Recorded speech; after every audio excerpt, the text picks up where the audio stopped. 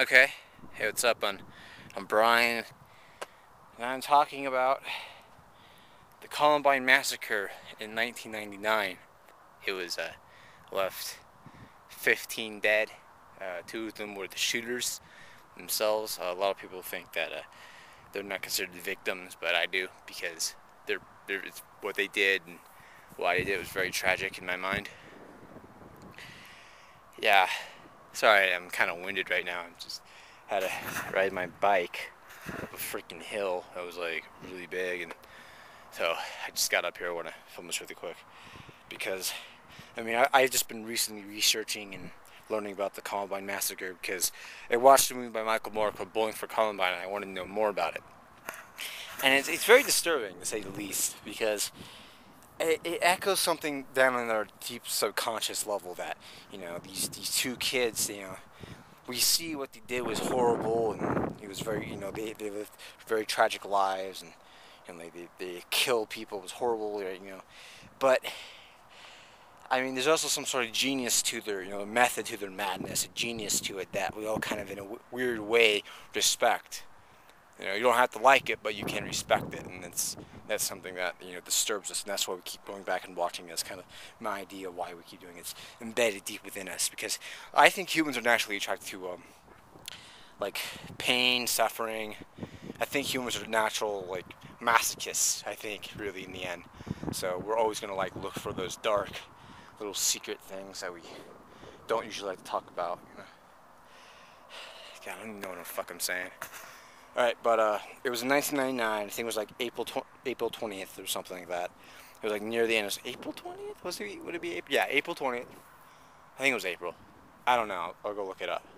If I'm wrong, then sorry. But I think it was April 20th. It was in 1999.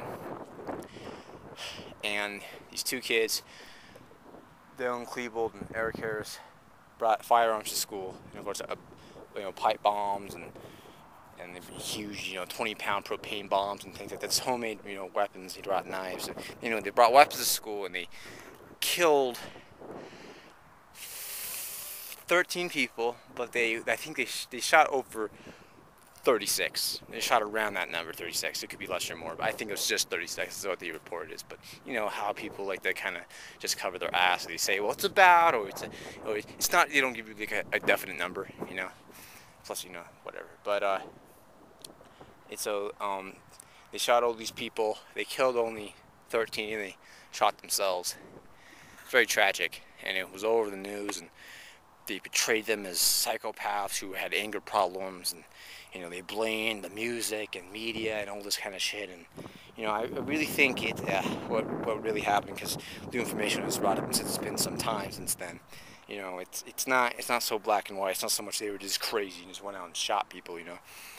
To me, it's like, what drove them to do that? What was their driving force? What made them want to kill people in that way? We can just easily just say, hey, they did it because they were just angry at the school and angry at the people there, and that's one motivation. But what drove them to that extent? Because I'm angry at people at school.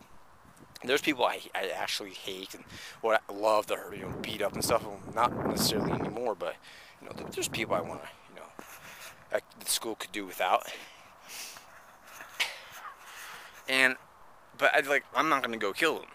And so what drove them to do that? There's been a lot of controversy over what was the cause and that sort of thing. And they think that Dylan was he was depressed, and that had a lot to do with it. And Eric, he had I don't know, he was depressed too. He was actually taking medication for it, and he was in his bloodstream. And actually, some people think that was the actual problem. It actually made him go that much more insane. Or was it, a lot of things? I think it's a combination of like 1,000 different things leading up to each other. I think it was his upbringing as a child that really did it. The fact that he was, neglected at school.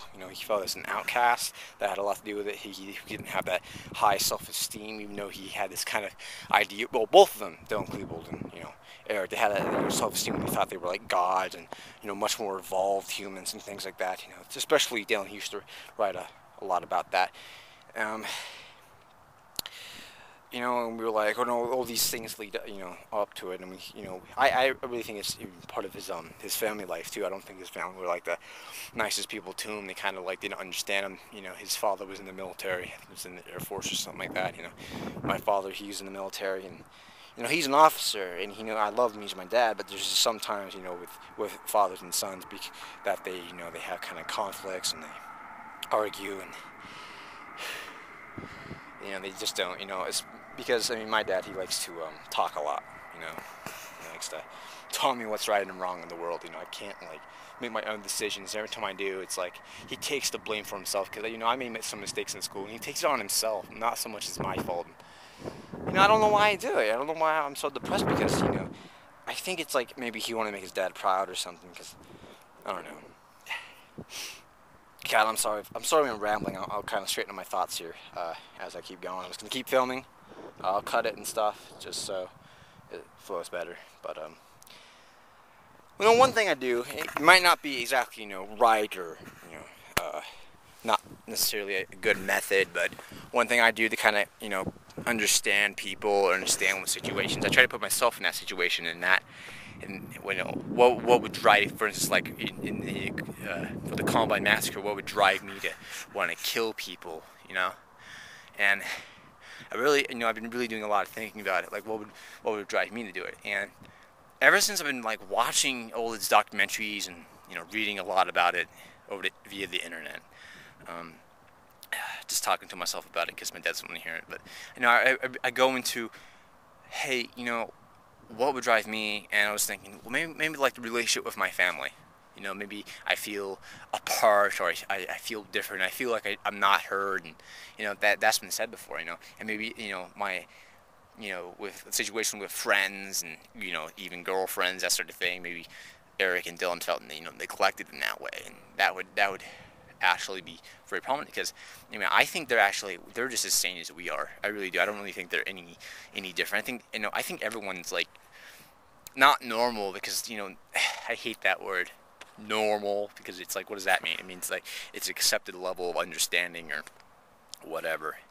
And I don't want to say that they're normal. I want to say that they're just like us, or we're just like them. We have the same potential to go out and kill people. You know, everyone does when they're driven to those limits.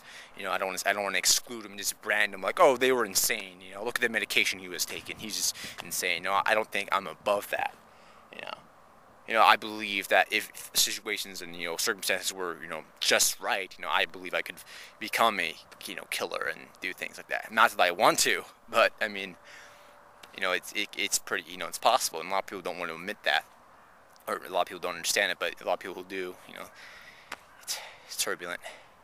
Jeez, my God, I'm not making any sense. You know, this sounded better in my head, and this sounded better when I was talking to myself, but now there's a camera on me, I'm like, all of a sudden, like, fucking nervous about this shit. I don't know why.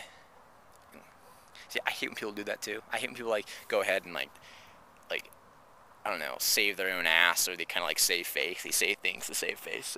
I hate that. So stupid, you know. Just let it go. Just keep going with it. I mean, they're the only people who are gonna know why they did it. I mean, we can always speculate and, you know, do what I do, put myself in their shoes, but I mean, they're the only two people that are gonna actually know. And I mean, all we can actually say for, you know, that what's real, you know, is what we have in front of us, the concrete evidence with nothing tied to it, no moral, like, it's not even a word, but fuck it, you know, tied to the reasons or the methods that they use. But I mean, I just want people to kind of think about it, and, you know, I encourage you guys to go out and put yourself in their shoes and kind of put yourself in their situation and think about, like, why they did it, you know. And don't be afraid to. A lot of people are kind of afraid to, but, you know, I'm just so sick and tired of people saying, oh, no, they're victims, oh, no, they're not, oh, no, they're this, that, and the other thing, and then it's like they're not actually thinking about what they're saying. Maybe you guys are. Maybe you guys are, but if you're not, then make sure you wake up and do that.